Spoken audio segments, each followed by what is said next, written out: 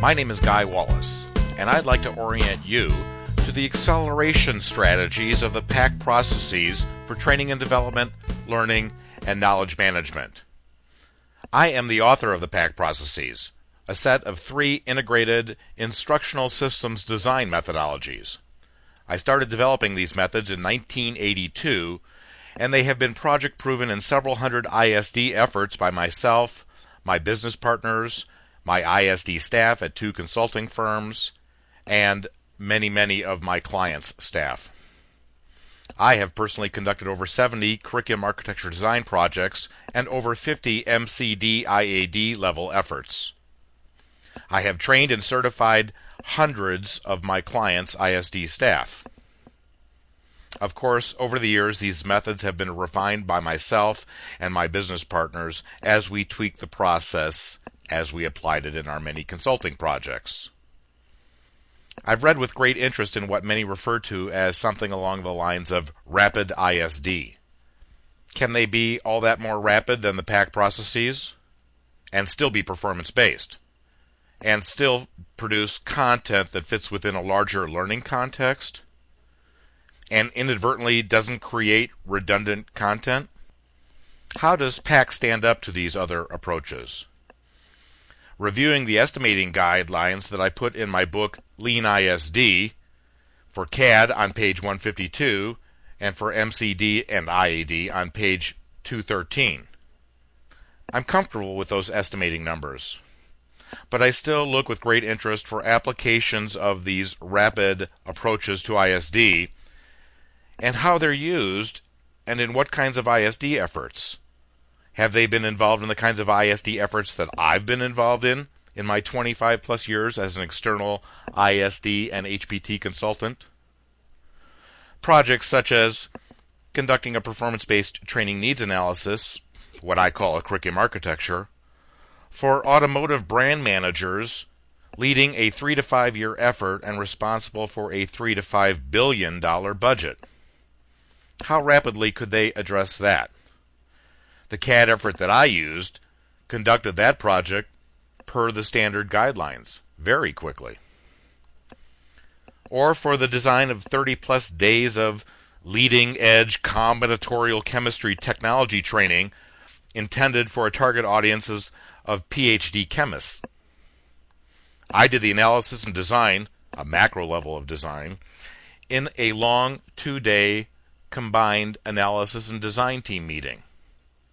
Or how rapidly would they approach a politically charged project to design a management curriculum? Or redesign 7 existing varied regional training sets of curricula, averaging over 80 days each, with the intention of greatly increasing the shareable content in the new curricula and improving the performance impact of the training and development as measured by on-the-job performance.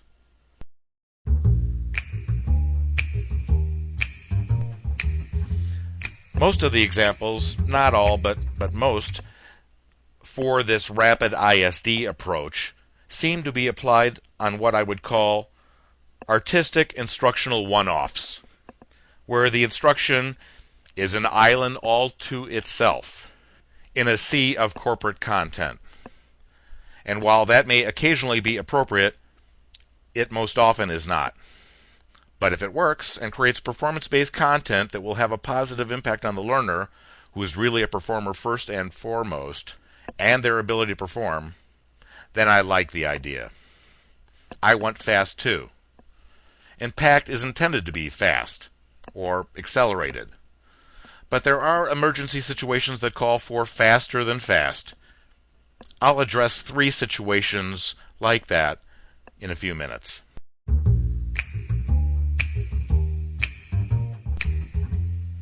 In PACT, there are 4 key standard strategies that affect cycle time reductions and the avoidance of rework while ensuring the performance orientation.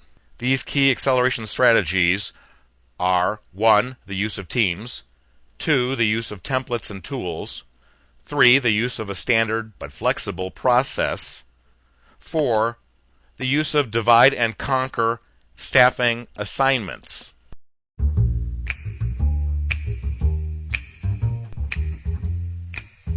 Number 1, the use of teams.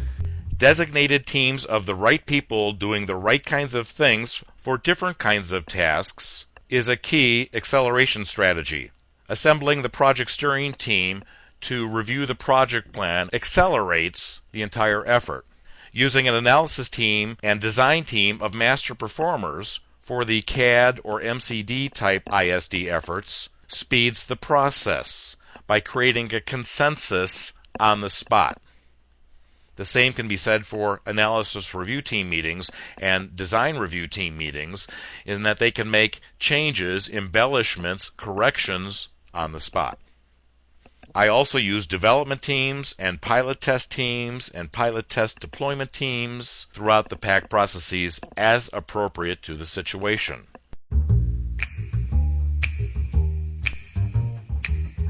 Number 2, the use of templates and tools.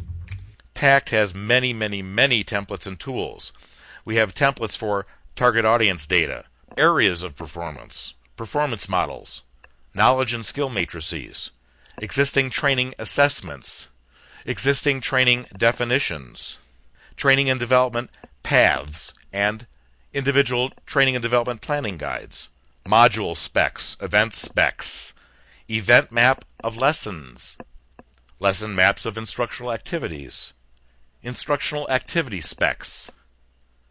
The use of these templates was to standardize the data that's collected and used in downstream efforts. Number 3, use of a standard but flexible process. I often find myself combining or skipping phases or tasks within phases depending on the specifics of the situation. Where are we right now in this situation? What do we already know collectively because we're using teams? And what downstream issues might we create by skipping phases and steps? And does a risk assessment of that still give us the go-ahead? Number 4, a divide and conquer staffing assignment strategy, which could occur when I need multiple analysis team meetings conducted simultaneously that will lead to one curriculum architecture design team meeting, and after that we'll divide and conquer the MCD design efforts among many designers and design teams that will lead to many work streams in the development efforts in the development phase of multiple development teams tackling groups of content that will need to be pilot tested holistically. It's a trade-off between the risks and rewards of multitasking with teams. But back to rapid design. Here is how I would approach 3 client situations and do it as rapidly as possible without messing up the performance bases for the design and development. By the way, where do learning objectives come from in these rapid approaches? Do they tie neatly to performance objectives? Do they even tie loosely to performance objectives? Or are the learning objectives instructional artistic one-offs as well? Situation 1. The need is to produce a short e-learning module on managerial budgeting at the Alpha Company. Situation 2.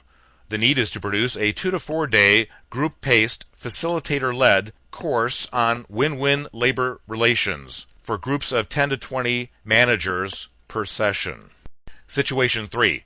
The need is to produce a series of structured on-the-job lessons, each somewhere in the neighborhood of 2 hours each, ranging from 1.5 to 2.5 hours, that would cover 97 different preventive maintenance procedures.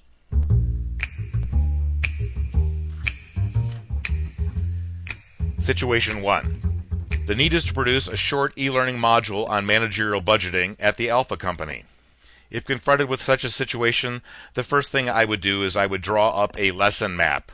The lesson map basically has a top portion with the name and the learning objectives are articulated, and some other information. Next comes 3 side-by-side columns that are headed from left to right: info for information, demo for demonstration, and APO for application, as in application exercise. Give them some information, give them a demonstration, and put them into an application and have them do it. And let's see if learning had occurred and performance enabled. After I draw up the lesson map, I ask for a title and put the first thing said up on my flip chart page or whiteboard. I next ask for the learning objectives and discuss those until they are performance based. There may be one or several. Next, I'd ask about the final output. How do you know when you're done? Then I'd put that as the last application, the last APO on the lesson map in the bottom right-hand corner and start a discussion regarding the application exercise as a test against the learning objectives that we just created. And we'd begin to specify some things about that on the side, more for the group to learn how to think about application exercises, that there is a setup, that there is doing it, that there is a readout, and if it's going to be worth it at all, there better be a debriefing. As Tyagi says, all the learning happens in the debriefing. Next, I'd ask about the need and or desirability of a demo preceding the APO, which itself would be preceded by all the information needed to help make the demonstration helpful as a precursor to some hands-on application. Infos are followed by demos, which are followed by APOs, but not always. For example, let's say that in this module on managerial budgeting, our major areas of performance were determined to be develop a budget, present the budget, and then update it after you're told why your budget that you presented isn't any good. We would start at the bottom of the lesson map and say, well, here's where they would have to update the budget here. Should we have an application exercise on that? Does that make sense? Let's just say, for now, let's put a placeholder there and say we did. Then let's just say that we felt it was necessary to do a demonstration of that, so people would say, now I get what all that info was about. I see it in the demonstration. Now I can go do the application. And then we would identify all the various chunks of information that would need to precede the demo leading up to the APO. And then we would go to the second thing, because we're starting with the end in mind. We would have another APO at present the budget, and we would do a demonstration of what that would look like on our lesson map, and then we would identify all the information that would be necessary so that that demonstration of actually presenting the budget to whomever makes sense, and that there's more likelihood that in the application exercises the learner will come up to speed quicker and be successful. At the top string, we would have had an application on developing the budget, and we would do a demonstration on developing the budget. And prior to that, we would have all these chunks of information so that the developing budget demonstration would then make sense. The light switches would turn on for many people. They would need to see it after hearing it in a more total context than piece parts. So infos lead to demos lead to APOs. I would work my group through all of this with all of these placeholders for these potential instructional activities. Those are the boxes that go on the lesson map. It is a lesson map of instructional activities, much like the map of Europe is of different countries. Then we would walk through this and decide what really makes sense. Do we really need an application on updating the budget if we've already learned how to develop it? That one should be kind of a no-brainer, and we should say, really, we should teach them how to do the budget, how to develop the budget, the info, the demo, and the APO. And then maybe we need to talk about some key aspects in presenting the budget, and maybe we should do a demonstration on how to really hit the high spots and not go deep on anything. Maybe that's a demonstration of good and bad examples, or, non-examples. And then we have an APO and they do the presenting the budget, the role plays or something. And then we decide, then we talk to them, we give them some information about the update budget, but we don't do a demo and we don't do an APO, and we go into the close. By the way, every lesson map of instructional activities begins and ends with an open and a close.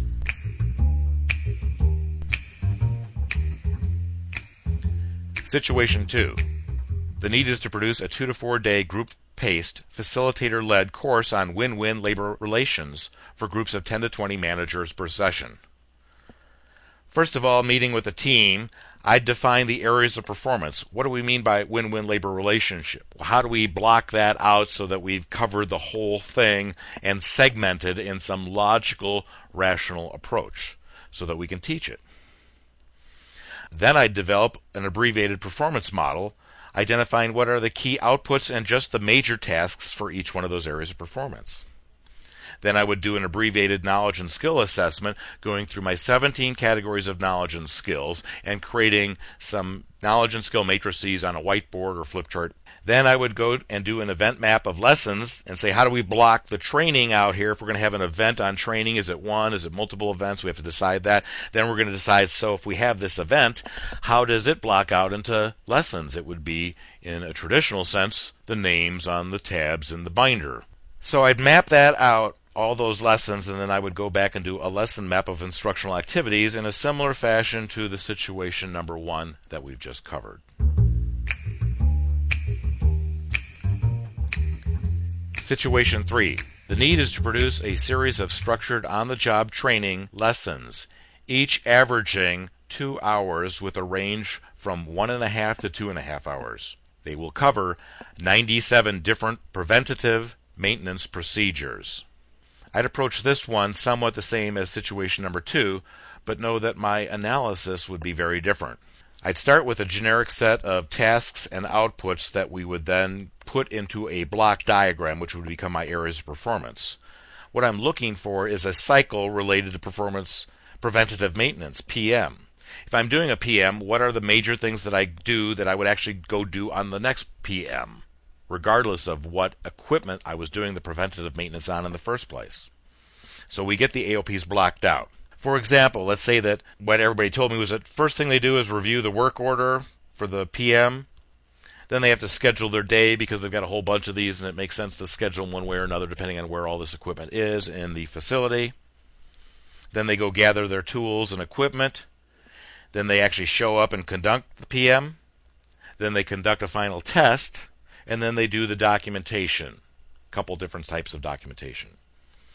After discussing this, we would decide that the reviewing the work order and scheduling your day is something that we would treat as one piece of instruction, and that we would have 97 different pieces of instruction on the rest of it, gathering the tools, conducting the PM, conducting the test, and doing the documentation.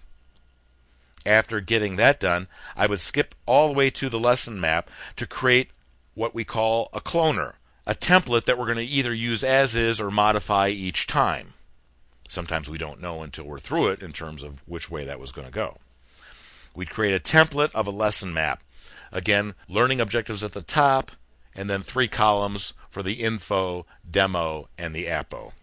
I'd tell my design team that we are intending to borrow or steal this template that we're going to create and then tweak, and then we're going to start using it and apply it to all 97 of the PMs that are on our list. I then create multiple lesson maps as a test for the first few of the 97, talk it out with the group, see if we've really got it, and tweak if it's necessary. I'm doing all of this in full view of my team. In this case, it's an analysis and design team. We then crank out 5 or 10 more of these lesson maps on 5 or 10 PMs after I'd told them that I was going to do another 5 and 10, and then we were going to do a divide and conquer thing, and I was going to assign them the rest of them for the remaining time. So I forewarned them. In instruction, we call that an advanced organizer. Some would call it forewarned is forearmed. And I want them to pay attention to what I'm doing because I'm going to ask them to do it so that we can get through all this in a much quicker period of time. So after some time with me doing a chief designer review by walking around, seeing how everybody's doing, I'd probably interrupt everyone to discuss a future step and try to create a cloner for a template for the actual instructional content deliverable. Depending on how we intended to deploy this, that might vary. But we can decide this is what it's going to look like. Here's where we're going to put diagrams. Here's where we're going to do this. Here's where we're going to put links to various things if it's a e-learning kind of a deliverable. And then we would create a few of those with me taking the lead. And again, I've warned them that part of what we're going to do is hand this back to them because it's the only way we're going to get through the 97. And we'll take up the rest of our time afterwards finishing up the lesson maps for the various PMs, and then they would move right into creating it. First drafts anyway. That's my 3 rapid approaches to performance-based instruction for these 3 different situations. At least that's how I'm thinking about it right now. In summary, PACT uses 4 key strategies to effect acceleration to reduce cycle times and costs. Number 1, the use of teams. Number 2, the use of templates and tools. Number 3, the use of a standard but flexible process. Number 4, the use of a divide and conquer staffing strategy. You can learn more about the PACT processes in my book, Lean ISD, 404 pages, available as a free PDF on my website at www.epic.biz,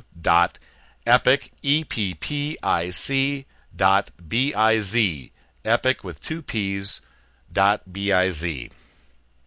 And you can contact me, Guy Wallace, via my website as well. I hope that you have found this informational. Thank you, and have a great day.